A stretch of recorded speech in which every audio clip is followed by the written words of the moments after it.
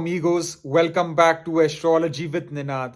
The year 2025 is coming very fast, and I'm going to discuss in this video the annual horoscope prediction for my Virgo Kanya Rashi friends. I'm going to talk about several major life areas such as career, health, education, travel, love life, marriage, and much more. But before I get into the prediction part, I want to take a few minutes to discuss the transit and placement of the four major planets Rahu, Ketu, Saturn, and Jupiter. Why these in particular?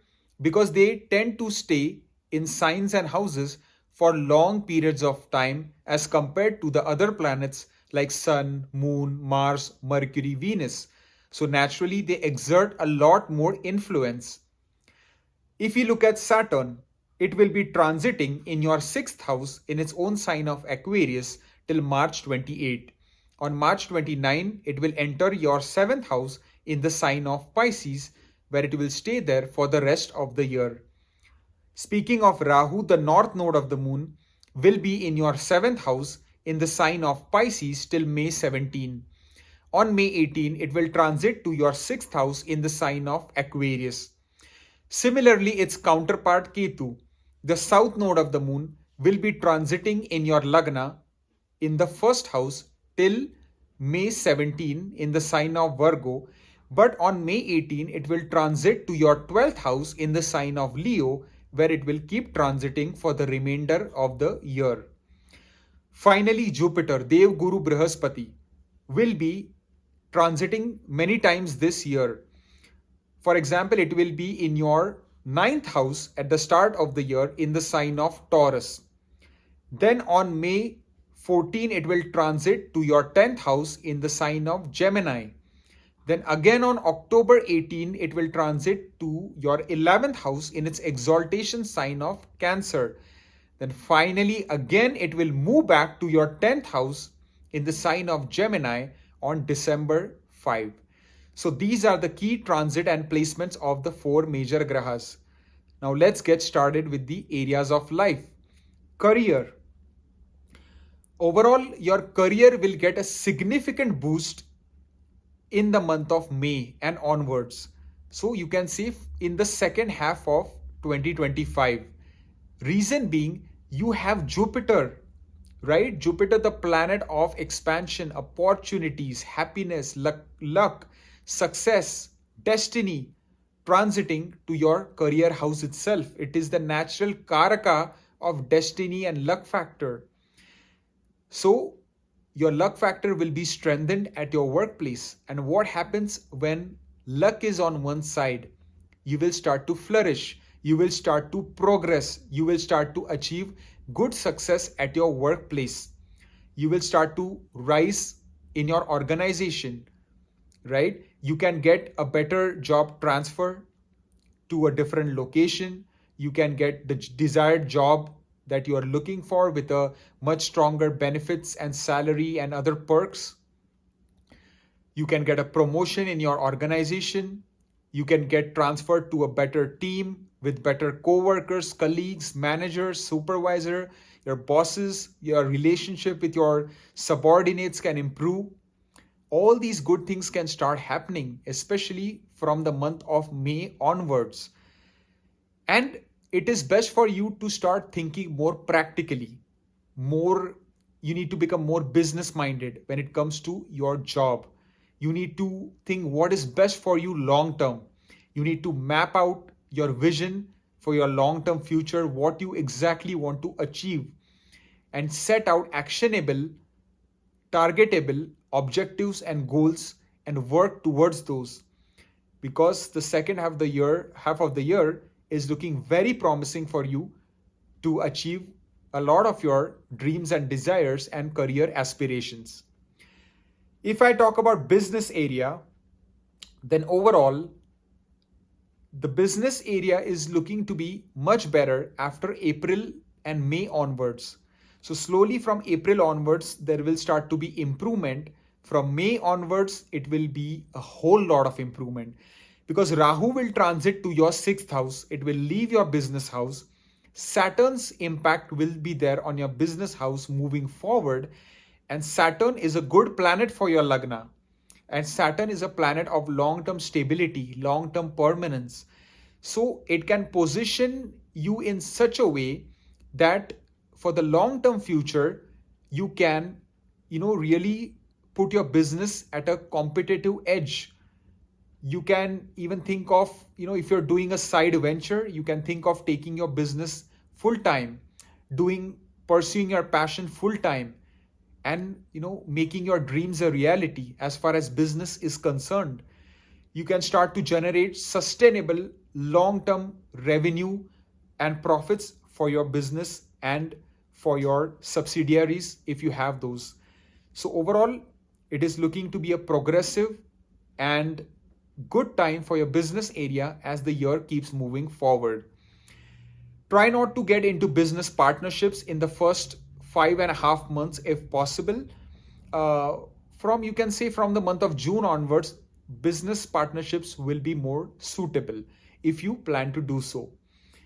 If I talk about finance, then overall, the time is looking quite strong for your finances from May onwards because Jupiter will aspect your second house of wealth, right? So naturally, your wealth accumulation, your savings, your bank balance can start to grow, can start to increase.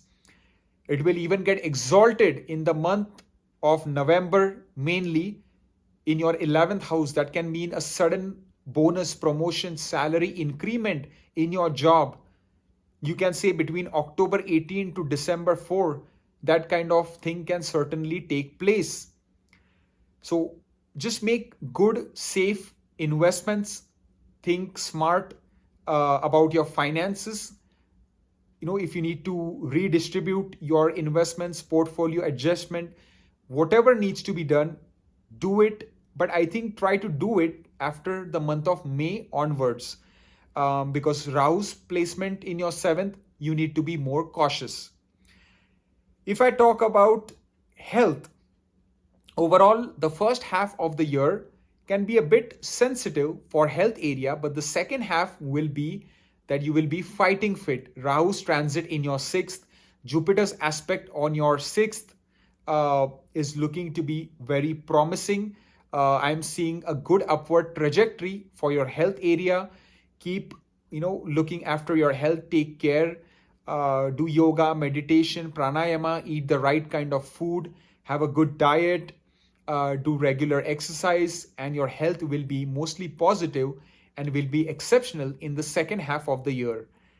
If I talk about love life, then overall, the time slowly after April onwards is looking good for single people to get into a relationship.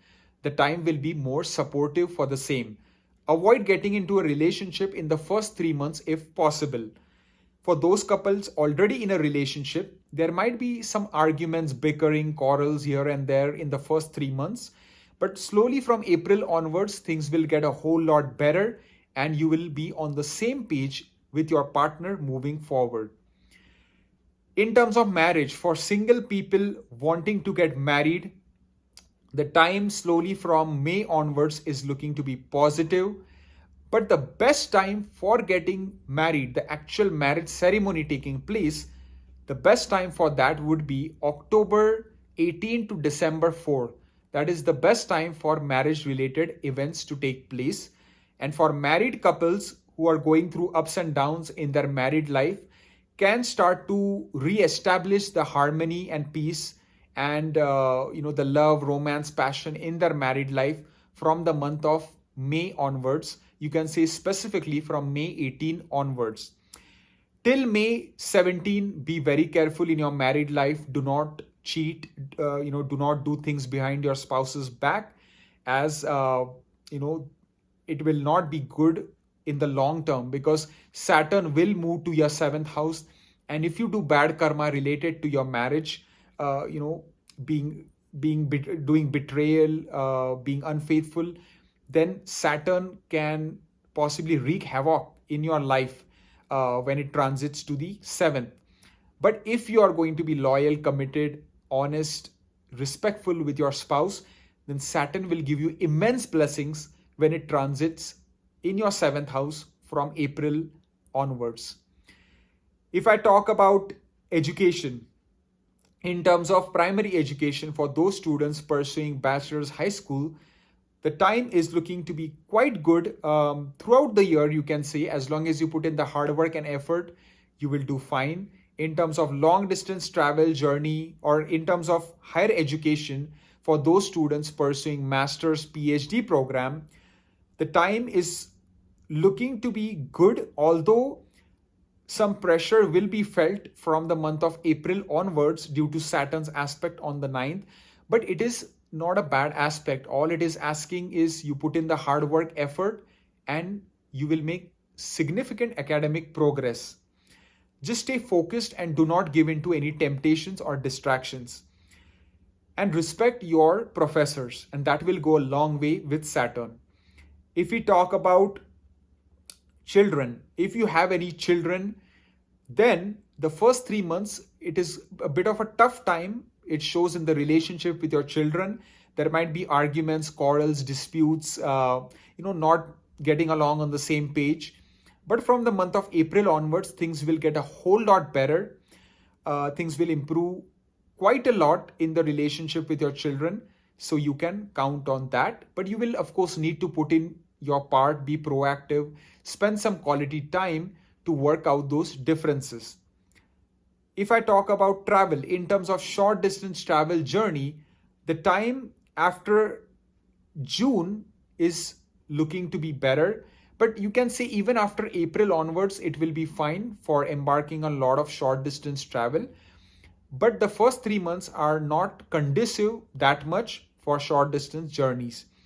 In terms of long distance travel, vacation, the time is looking to be good mostly throughout the year.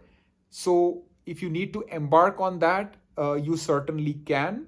Just do your proper due diligence, research, analysis before you embark on major long distance travel and journeys. I believe I covered all the areas of life for my Virgo, Kanya, Rashi friends. I hope you have a fantastic 2025 New Year, and I thank you for watching.